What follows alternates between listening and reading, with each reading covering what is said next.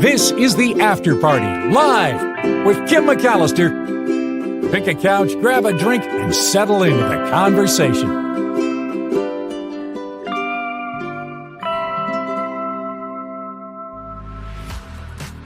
There it is. Hey, everybody. It is the After Party Live on a Trivia Thursday. Woohoo!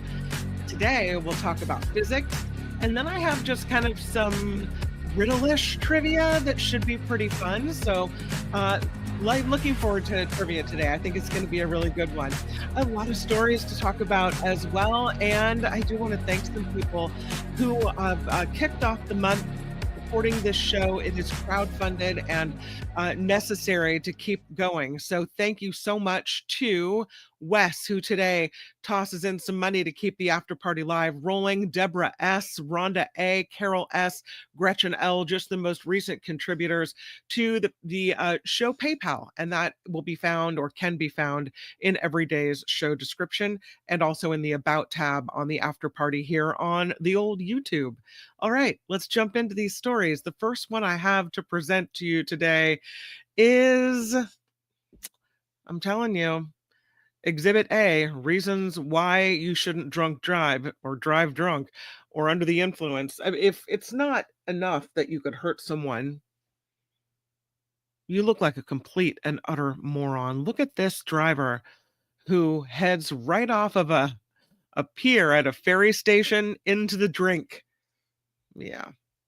It's an unfortunate situation, and it happened in New Zealand, where the closed caption television cameras caught the moment this alleged drunk driver went right off the road through a bike shelter and right into the sea. Again, it was at a ferry terminal in Auckland, and there's video of this. I would call it a spectacular crash.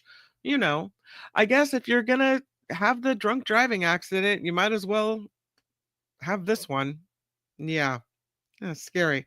Here's what it looked like.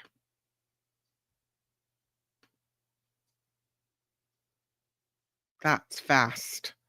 Super fast. That car went down. Let's see it again.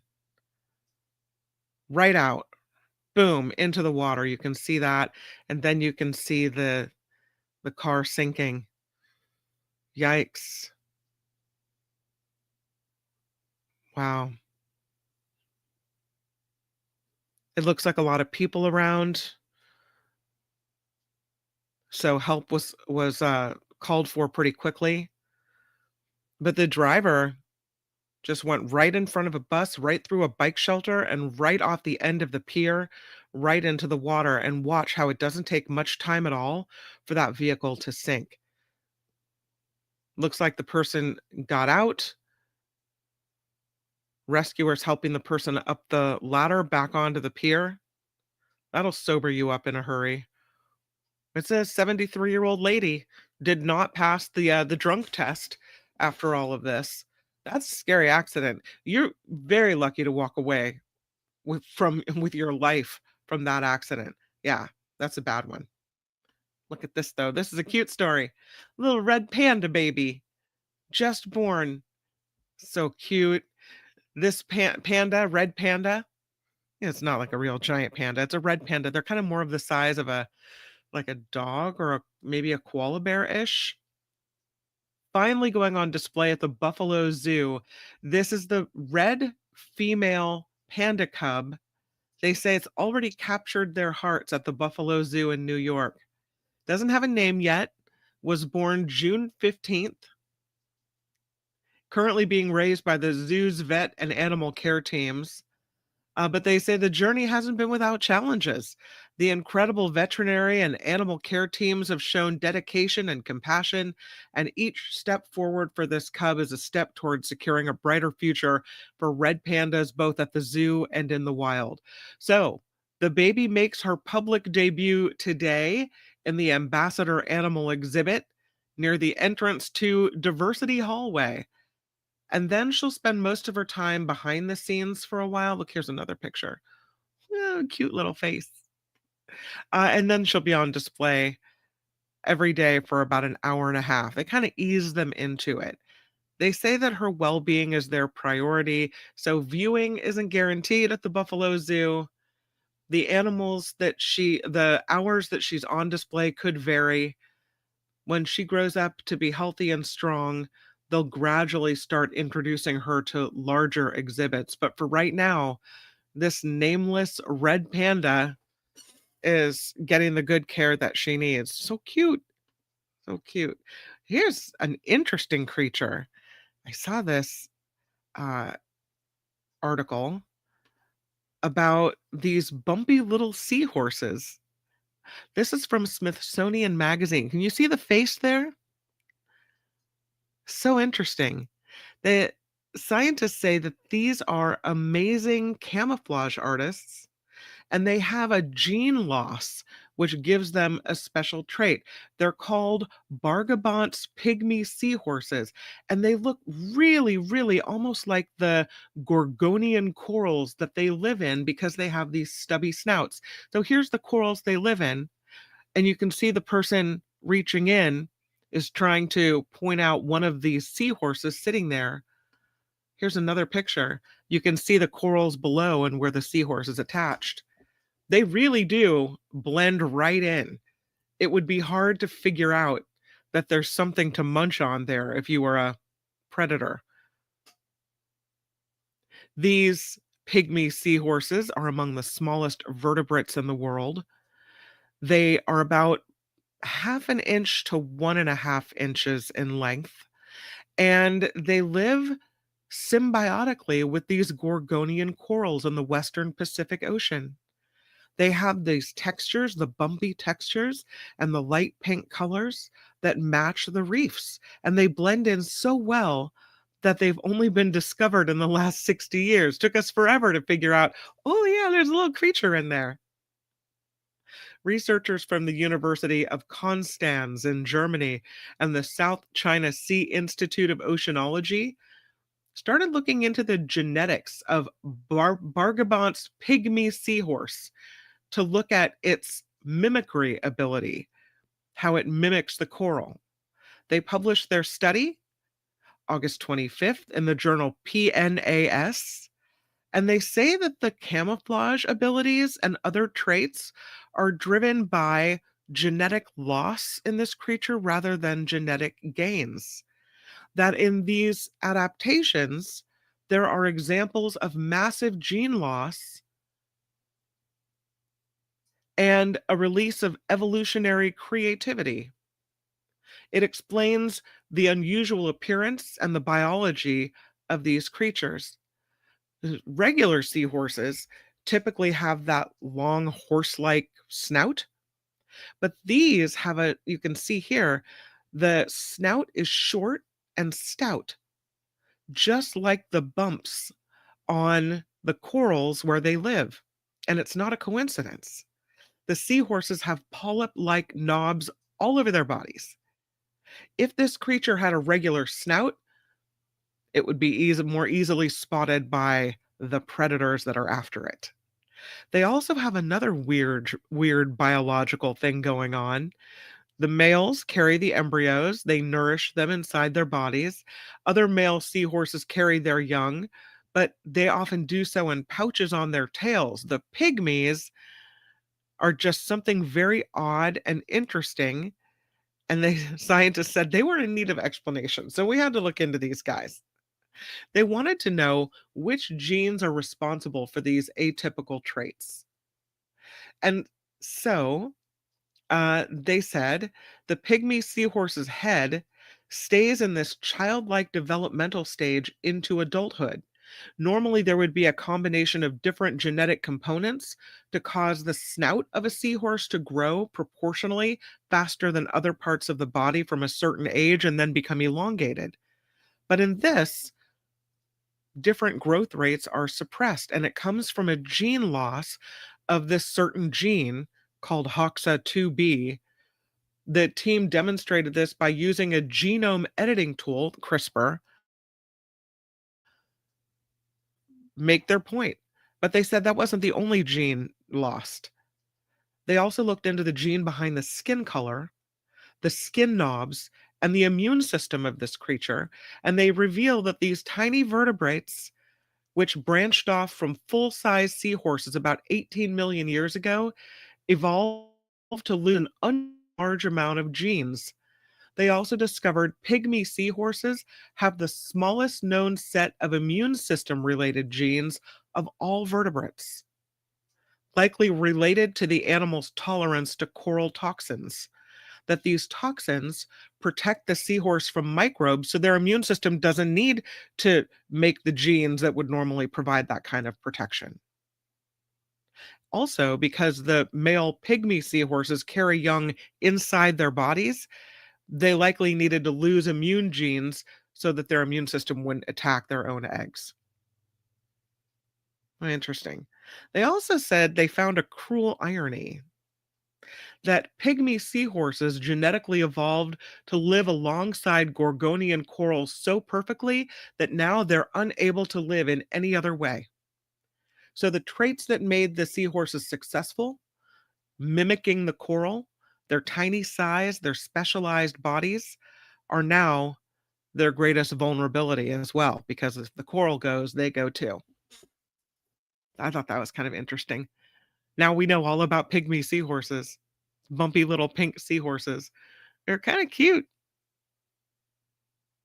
This story, this seems like, I'm going to say utter hell. You know, when you wake up in the night, for people that have kids, you wake up in the night and you accidentally stumble down the hall and manage to step on a Lego, and it hurts. It hurts really bad. Well, there's a story about this woman from New Zealand who took on a Guinness World Record challenge.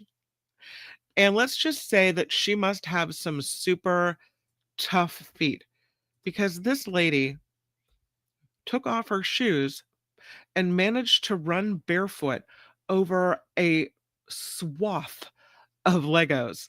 I can't even imagine how much this must have hurt, but it looks horrifyingly painful. Here's a picture of what happened. I'll take my little seahorse off the screen. Crazy. Look at that. Can you imagine how much that would hurt?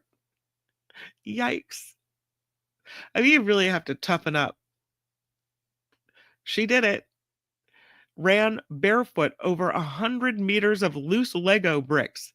Took her under 25 seconds. She did it in 24.75 seconds. Her name is Gabrielle. She broke the Guinness World Record for the fastest 100 meters barefoot on Lego bricks. It's a thing. It was a 328-foot long sprint. She did it in Christchurch, New Zealand. The track was covered in 661 pounds of Lego bricks that had been donated by Imagination Station. And she said she spent 2 months barefoot to build up calluses in preparation for her attempt. Even went to a wedding without any shoes on at all. And she says, I am proud to have pushed myself to new limits. Somebody needs a pedicure. She's a mother of 2. She says that Guinness said she's probably stepped on more Legos than she can count in her life.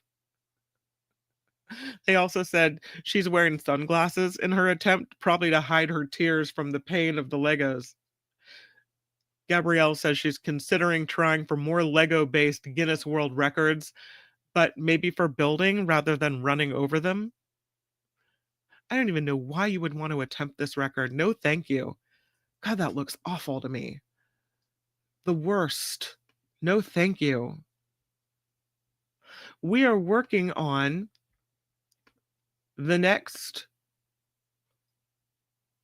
thing to build on Mars, and we're starting to do it here on Earth. There's been an award, a $4.8 million award for a new regolith center. The Texas Space Commission awarding the money to a Seattle-based natural resources firm called Interloon. They are going to build a Texas facility to develop and test imitation moon dirt near the Johnson Space Center in Houston. So the fake moon dirt is meant to support the development and the testing of technologies and equipment for use on the moon's surface and then an eventual mission to Mars, among other possibilities. The money, 4.8 mil, will help the firm build this facility to produce imitation moon dirt, also called regolith, which is different from dirt here on Earth. The testing, though, they say is of tremendous value. The support from the Texas Space Commission to develop regolith simulants is expected to create a massive U.S. advantage in space innovation. They will develop and produce different types of imitation lunar regolith in varying quantities to support research and development efforts for lunar tech and equipment, including landers, rovers, and other devices.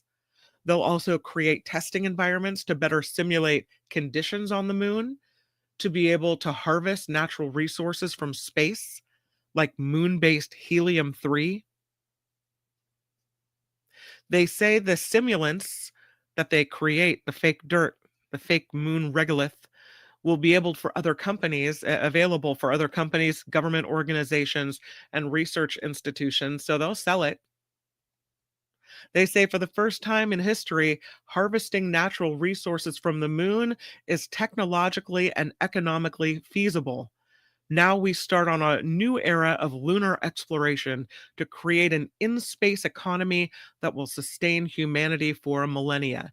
Yeah, when we trash our own planet, we can just move to somewhere else.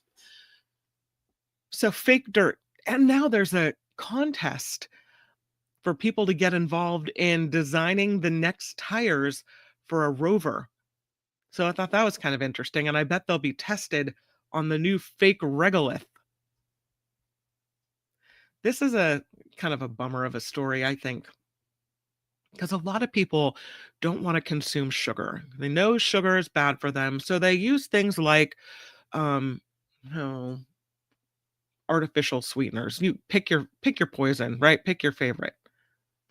Now comes a story that artificial sweeteners consumed in midlife, which is most of us, right, have been linked to cognitive decline, the thing which we so stringently fight against.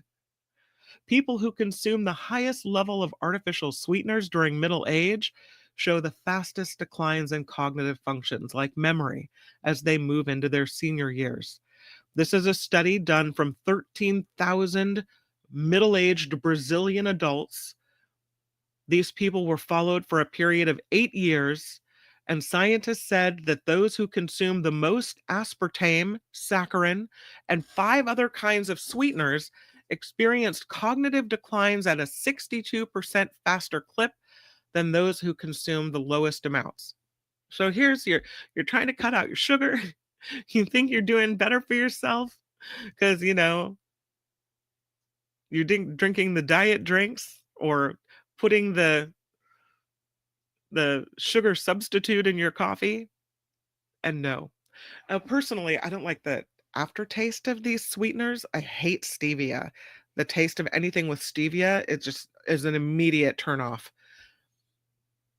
Saccharin. I stopped drinking Diet Coke. God, that was an addiction I had to overcome. I stopped drinking that.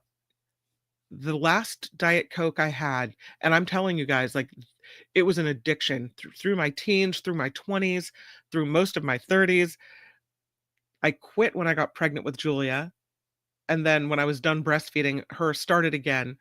And then the last time I had a Diet Coke was before I got pregnant with Jacob.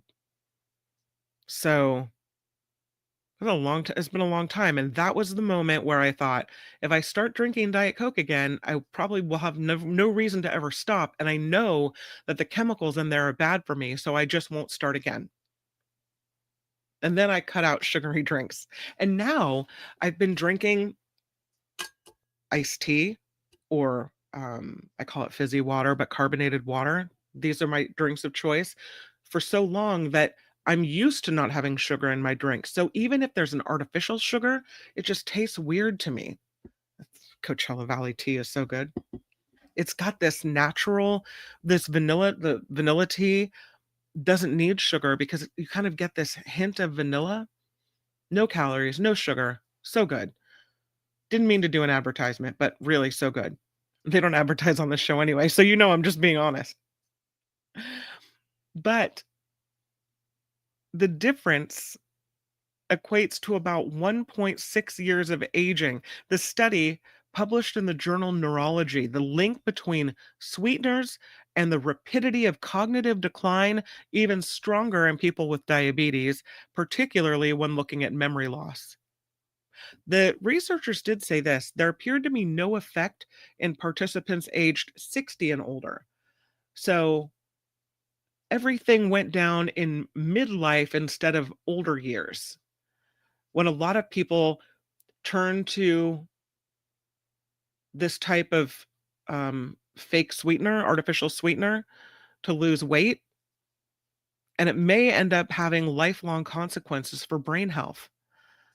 The research done at the University of Sao Paulo and elsewhere in Brazil, the 7 artificial sweeteners studied: aspartame, saccharin, a sulfame K, erythritol, sorbitol, xylitol, and tagatose. They said daily consumption of any of these or all of these in midlife is associated with accelerated decline of memory, verbal fluency, and global cognition in later years. One of the things that they say the study lacked was perhaps um, true reporting, because it had the limitation of having diet information reported by the participants themselves. And so maybe they didn't remember everything they ate or consumed. But they say that Brazilian researchers have done other studies showing ultra processed foods are also associated with a faster cognitive decline. And a lot of foods marked as sugar-free had these artificial sweeteners, so that's why they decided to look into that. They say the study adds very big evidence that the compounds may not be harmless, particularly when they're consumed frequently and in midlife. And they say the findings highlight the need to look more critically at what we are using to replace sugar in our diets, and that it may have brain health ramifications later on. It's the largest, longest prospective study to date investigating the association between artificial sweetener consumption and cognitive decline. The other studies done had half the sample size. So, I know, pretty big deal. If you're in your, so I guess if you're in your what, 30s, 40s, 50s, anything before 60, because I think 60 is middle age, isn't it? Come on now. You're not old if you're 60. I don't even think you're old if you're 70. Yeah. All right. Let's talk about nail polish. This is something that concerns me with my daughter, who loves gel nails. And by the way, gel nails are not cheap, so she doesn't get them very often. Maybe a special occasion. Maybe not at all anymore. The EU is banning some gel nail polishes, and the UK is expected to do the same. Turns out scientists have found a connection between chemicals in gel nail polish, especially when they're heated up, and fertility. That's great. You know, all in the name of beauty. Lose your fertility. Now, if you didn't want a baby in the first place, that's fine. But if you just wanted cute nails and then, you didn't expect that there was going to be ramifications from this, well, that's trouble. The chemical is called trimethylbenzoyl diphenylphosphine oxide, or for short, TPO. And it is widely used in gel nail polishes to help them dry faster and last longer. Keeps them from chipping. Sounds like this wonder chemical. Now the European Union is banning this ingredient in gel nail polish, and the UK to follow suit. From the 1st of September, Norway, Switzerland, and all 27 EU member states are now prohibiting the use and sale of the chemical TPO. Any leftover nail products with that in it can't be used in salons in those countries. And the UK is considering imposing a similar ban, but until then, like late 2026, they'll still be allowing it. This substance is used in gel nail polishes as a photo initiator. That's a molecule that sparks a reaction when it's exposed to light. So, if you're in a nail salon, you have your nails done and with this gel stuff, and you put your gel nails under a heat lamp, which is, I guess, what they do to have them dry more quickly, the polish hardens and it becomes more resistant to chipping. But a number of studies have linked TPO exposure to long term fertility issues in animals. So the EU officials decided to classify it as a carcinogen mutagen reprotoxic, a CMR, carcinogen mutagen reprotoxic. That sounds bad. The EU TPO ban is a precautionary measure because scientists have not done the studies on humans yet, but they know there's a reproductive issue in animals exposed to TPO. So one you could extrapolate that the young women who are getting the gel nails may have reproductive issues. The United States yet to legislate on this as well. TPO products are still allowed in salons across all 50 states. The updates are proactive measures ensuring products remain compliant with the latest scientific research and safety standards. This is not a product recall, they say, and the current products remain safe to use. Really? I don't know. Mm-mm. I mean, right away I'm thinking, nope, no more gel nail polish for you. TPO is a popular choice for gel nails products because it works with both UV and LED light, which allows owners of salons a little more choice in the type of drying equipment that they buy and use in the salon. So, already in the EU, they're starting to swap out the gel nail polish for those that don't have the TPO. But then don't you wonder, okay, well, what else is in there? What's in the non-TPO gel nail polish? Is that safe? Have we just not studied that yet? But there are brands like OPI, Après Nail. They have now non-TPO products as well. And many of these companies are now transitioning.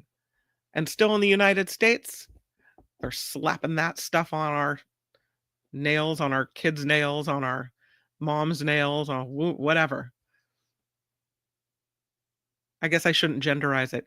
On whoever's nails, right? No thanks. Nope. I saw this story about this Frank Lloyd Wright house that's for sale. The only one that Frank Lloyd Wright built in Florida. And I wanted to show you the pictures because I find them to be, I find this house to be extraordinarily unattractive. Like, what? That's a Frank Lloyd Wright house? Okay, so it's stylistically interesting, you could say. But this house really, it didn't stand the test of time, you know? And it's for sale for a lot of money, around $2 million. And its claim to fame is its architect. But when you look at the house, it really doesn't look like much. Looks like the ceiling's boarded up a little bit. It's got some interesting architectural details, you could say. There's another shot. I mean, it just looks sad. Maybe not well maintained, perhaps. Yeah. You would think, one would think, that when you are looking at a home designed by Frank Lloyd Wright, you're looking at something really special. You know, clearly no one else is going to have this house, but it's, hmm, you're surrounded by beauty and interesting things. And I just think this house is sad inside. It's called the Spring House. Spring House.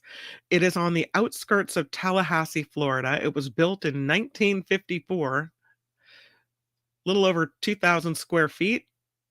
It's called a rare example of the renowned architect's hemicycle design. Meh. It's on sale for 2.1 million. It's got 3 bedrooms, 2 baths. It is Florida's only private residence that Frank Lloyd Wright designed. It was commissioned by George Lewis II, who was the CEO of Lewis State Bank. They called it the Spring House because it has a natural spring nearby. There is a Spring House Institute, which is a nonprofit dedicated to preserving this property. I don't think they did it really well. It needs a little more preservation. But the daughter, the Lewis daughter, recently decided to sell this house after more than 70 years of family ownership. She said, it's just the right time for me, the right time for the family. The real estate listing says the Spring House is in the shape of a ship to reflect the Lewis family's love of the ocean. If you saw that, you can tell it's in the shape of a ship. It's got the little portholes down below. I don't know. Do you think that's a special looking house? It's a weird looking house, maybe. I mean, I would 2.1 million in Florida. I would expect more. The house, the light in the house changes in the shadows of the roof, on the terrace, in the yard. It changes as the earth moves. It is one of 11 semicircular homes that Wright called hemicycles, which is a shape that he favored later in his career. The house's curved glass walls let residents enjoy the full arc of the sun throughout the day. Yeah. The Lewis family wants the Spring House to become a public institute. They imagine that teachers would conduct classes in the home and that tuition would support the maintenance of this property. And that's still what they would like. It's what the daughter says, it's what her parents would have wanted. But they also say that decades of Florida weather have taken a toll on this house. Windstorms have caused water to leak into the house. Its cypress columns have deteriorated. And it is now one of 9 Wright-designed buildings currently on the market, according to the Frank Lloyd Wright Building Conservancy, I should say. So, I don't know, 2.1 million and a lot of restoration work to do with that house. But you could say you own a Frank Lloyd Wright house. So I guess there's that. I'll cycle through these pictures again. I don't know. Look, Wes, you have an opportunity here. And Tammy, isn't Tammy in Florida as well? That fireplace is badass. Do you think it is? I have to go back to the fireplace now. It's different and interesting. I don't know if I like it that much. And look above. They had to patch the ceiling with these pieces of wood because of so much damage. $2.1 million? I don't know, Heather. Tammy says he designed the Florida Southern College in Polk County. Heather said for when you're cooking meth. Oh, you're not the only one who loves fireplace. Sandy's into it as well. Yeah. Jeanette, on the other hand, hates the mantle over the fireplace and the floor looks warped. The floor does look warped. Right below where the wooden pieces are patching the ceiling. Heather says, yeah, the ceiling's janky, but it would be so neat if someone fixed it up. I bet if it was new, if you saw it in 1954 when the family opened the door and walked in for the first time, yeah, it probably would have been something special. No. B.A. Ware says I need to look up the volcano snail. It is a wild-looking critter. All right, how about we look that up before we get to trivia? Volcano snail. It sounds familiar to me, as if perhaps I have... No, Mm-mm. I have to tell you, I've never seen this. Never seen anything like it. It's cool. Colors of the volcano. All right, I'll show you the picture of the volcano snail. Thanks to BA Ware. Thank you for the live suggestion.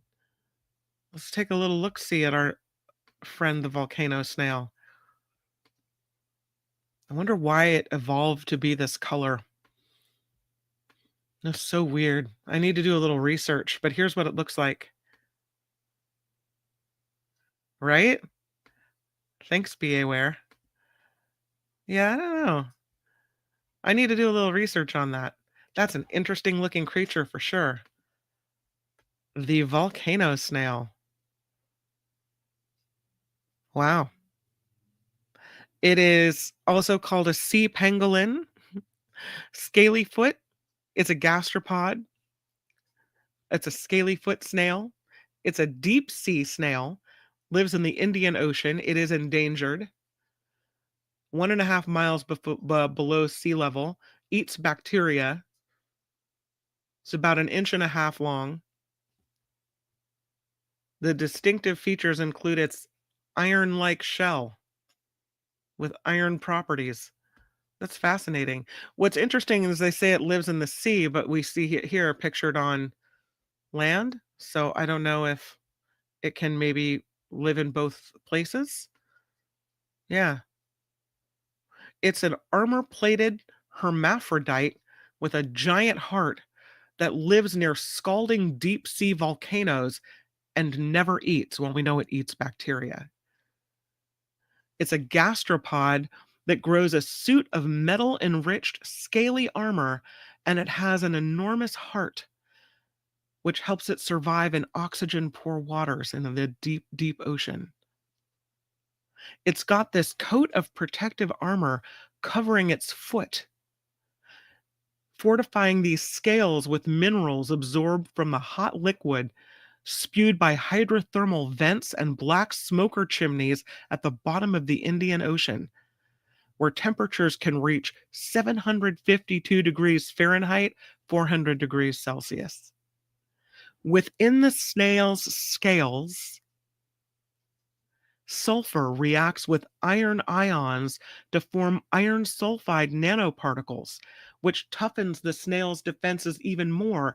It's an outer layer of iron sulfide in its shell, making it the only multicellular animal to strengthen its skeleton with iron. Wow. The National Museum of Wales got a pair of these specimens in 2015, and they were told to avoid using any water in the preservation solution because the snails would start to rust because they're made of iron. Very fascinating. Thanks, BAware. I've learned something new. That information, by the way, coming from a publication called Live Science. That's cool. All right, it's time for Trivia Thursday. Are you guys ready for it? I know it's been maybe not so academic lately, so we're really kind of toughening it up today. I hope you guys are physicists. You took physics in high school. Julia's doing physics right now. She's sitting at the kitchen table last night asking me questions that I have absolutely no business even pondering and clearly could never answer. I'm thinking, who among us, I need somebody's phone number for these moments when we have to call and ask you a physics question. We'll play our own physics trivia. It's called Julia's homework. Yvonne says, yeah, those amazing creatures are super interesting. Just J. Lola says, here's my knowledge of physics. Adam. That's it. No, physical science is not the same thing. Physics. Wes says, call Heather. Regarding the snails, Heather says it's because their habitat is threatened by other human activity in those areas, like harvesting rare earth minerals. Interesting. Teacher Lori should be good at this. Yeah, I need to get her number.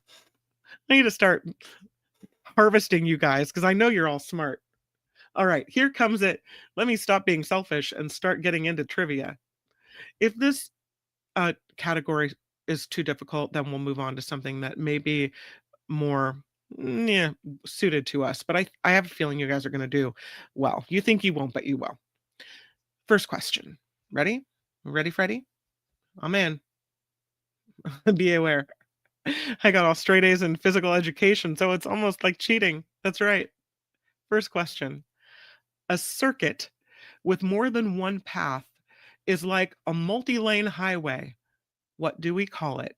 A circuit with more than one path is called a don't call Heather for help on homework.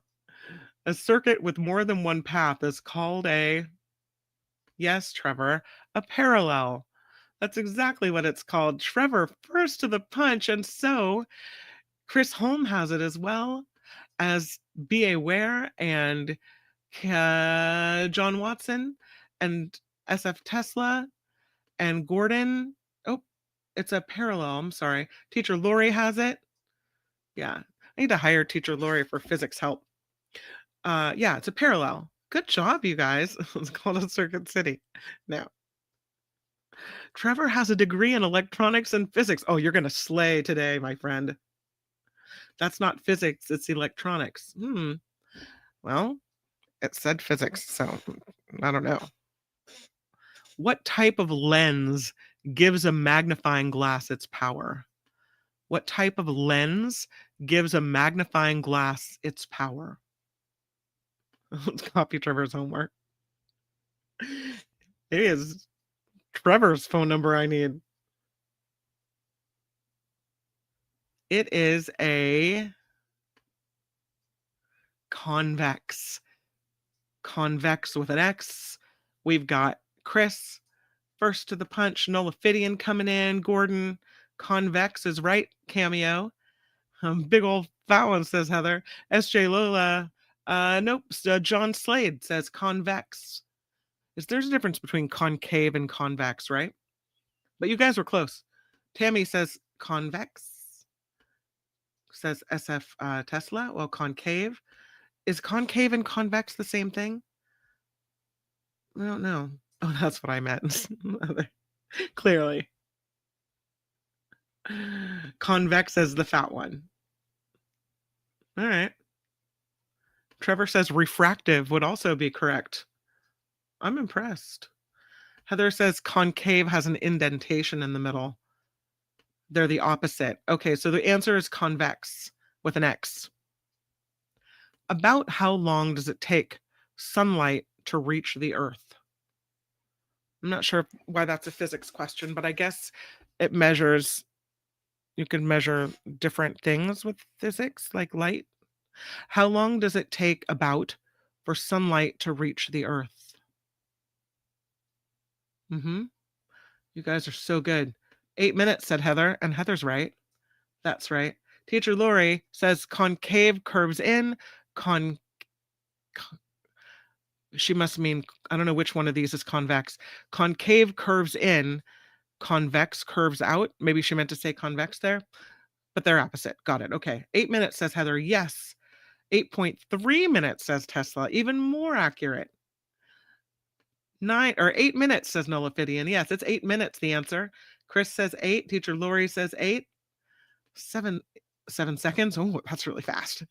8 minutes, says Blue Spark. Yep. Sandy, yep. Rev, yep. Trevor with an 11,780. Always appreciated. Heather, new one. She's super excited. 8.4, says Gordon. I'll take it. Yeah. Next question. When we are talking about electric current, what unit do we use? What unit is used in the measurement of electric current?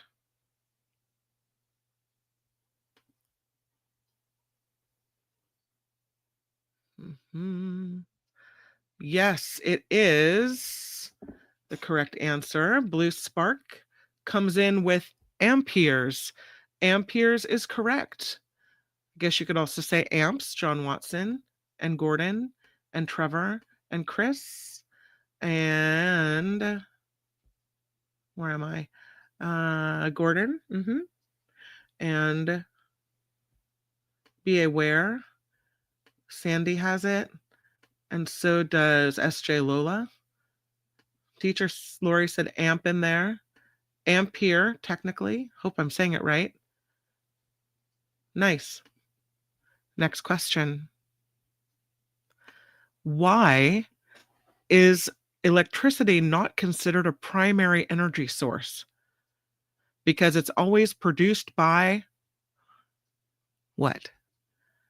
Why isn't electricity considered a primary energy source? Because it's always produced by what?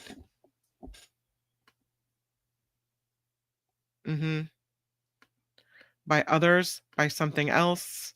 That's right, by another energy source. Yeah. It's always produced by or a secondary energy source. Yes. I forgot to say your names. I'm sorry. Something else. Others, says Deidre. Deidre's right. So is John Watson. And so is B.A. Ware. And Blue Spark. And yeah. Well, the day we can teach Teacher Lori something is monumentous. Now let's just hope I'm right. Well, you guys got the answer right, so I'm sure it's right. Static electricity is built up through what? Static electricity is built up through what?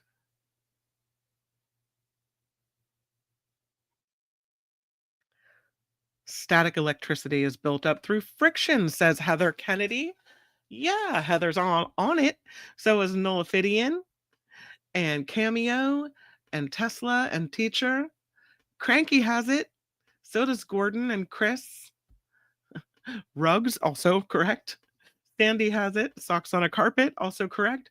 William says, yeah. Rubbing my cat on the rug, says John Watson. Friction, says Tammy Stansel. Nice. Wes, busy making a sourdough. We think that's more important, so we give you the correct answer, even though you were busy cooking for us. But since we're having bread at the end of the trivia, we forgive you. Yeah. Trevor says free electrons caused by friction. You're very fancy today, Trevor. Very fancy. All right, next question. If a metal expands when it gets hot, what does it do when it chills out? If a metal expands when it gets hot, what does it do when it chills out?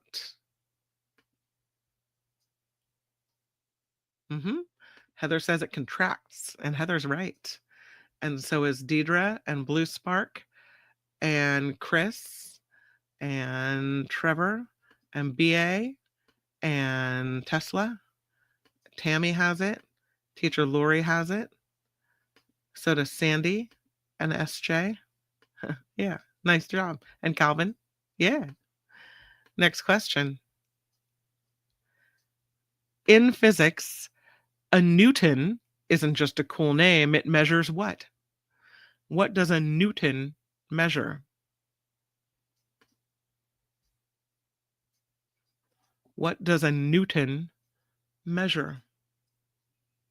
A Newton measures force, says Blue Spark, and Blue Spark is correct. And so is Chris and Teacher Lori, all over it. Donald, yep. Trevor. SJ Lola, yes. Force, says Nancy V. Nancy V is right. And force, says Tesla. And very good. Yeah, force is the answer. All right. Which word completes this riddle? A reflection is to light as what is to sound? Reflection is to light as what is to sound? It's a hard one. I know. Oh, no. Reflection is to light as what is to sound. Yeah. This is why we need to call you guys with homework help. Echo, says Heather. Yes, that's true. Sandy says echo. John says echo. Donald has echo. Tesla has echo. Be Aware has echo. I never would have gotten this one. You guys are amazeballs. Echo says Trevor. Gordon says Trevor. Nullifidian. Teacher. Yeah. Look at you guys. This hurts my brain cells, says Tammy. Nancy is struggling here. Okay, well, good, because we are on to the next question. Here we go, or the next category. Almost. I have a couple more. And I don't know if you pronounce it PA, P-A, or Pascal, is a unit of what? Measurement of what? The PA, or Pascal, is a unit of what? Yes, it's a unit of pressure, says Blue Spark. That's correct. Tesla has it as well. Pressure, says Chris Holm. Yep. Teacher Lori says pressure. Nice. It is pressure. Next question. The movement of particles from an area of high concentration to low is what? The movement of particles from an area of high concentration to low is what? This makes sense to me. Diffusion, says John Watson. That is correct. Diffusion is right. And Nancy V has it as well. And so does Chris and BA and Gordon and Cameo and Teacher and Luis and Calvin. Yep. Nice. Okay, so have we answered all the questions on your daughter's homework? None of these are on her homework. I don't even know what the question was last night. I mean, it was some kind of equation that I looked at, and I'm like, I just threw my hands up, and I'm like, I'm sorry. Go to the internet for help because I don't know. And of course, it's like almost midnight, and she's frustrated, and she's like, I don't know. He didn't explain it. Okay. The ohm. OHM, ohm. The ohm is the SI unit of what? The ohm is the SI unit of what? The answer is technically electrical resistance. And Nullifidian says, yeah, resistance. Resistance. Gordon says resistance, and so does Tesla. Electrical resistance, so I'll give it to Wes.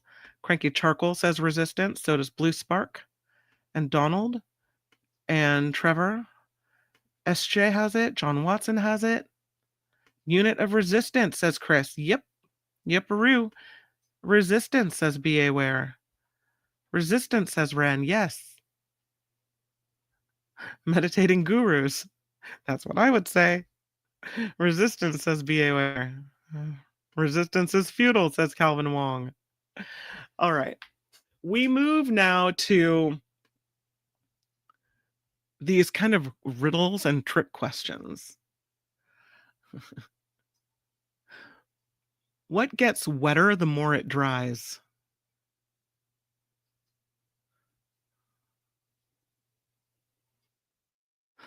Kind of a weird question. What gets wetter the more it dries? Yeah, it's a towel, says Trevor. It is a towel. And Chris says it. Towel. Yeah. Tammy has towel. Towel, says Sandy. Right? You dry it, you use it again to get wet. Yeah, towel, says Heather. Next question. And we'll just do a couple of these for fun. Okay. What never asks a question but gets answered all the time? What never asks a question but gets answered all the time?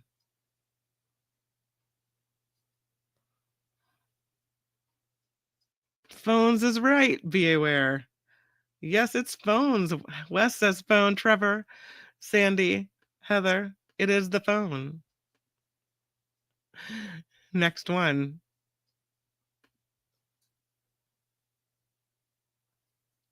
Some of these are really dumb. What can be broken but never held? What can be broken but never held? Kind of a weird one.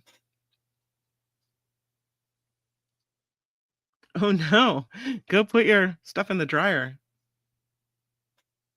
Can be broken but never held. A promise is the correct answer. Yeah, it's a promise, says Donald and Trevor and Chris and Tesla and Tammy. My patient, says Heather. A promise, says Nancy V. That's correct. Mm-hmm.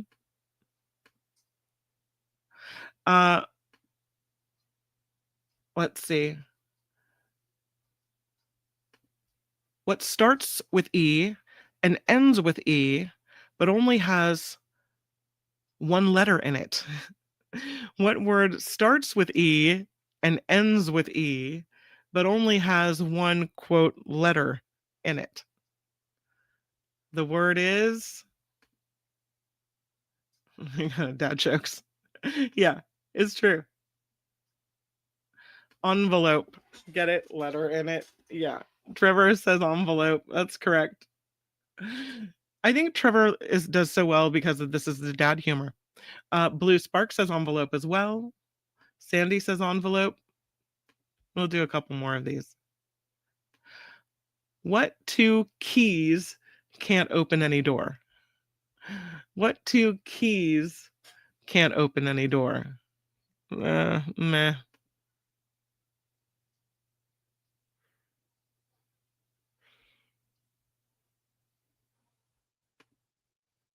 It's a monkey and a donkey, yeah. Or a turkey and a monkey. You've heard that one before. I was just trying to lighten things up after all the physics, you know? I didn't want to have them all be so serious.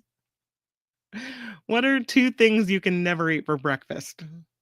We'll wrap it up with this. Two things you can never eat for breakfast.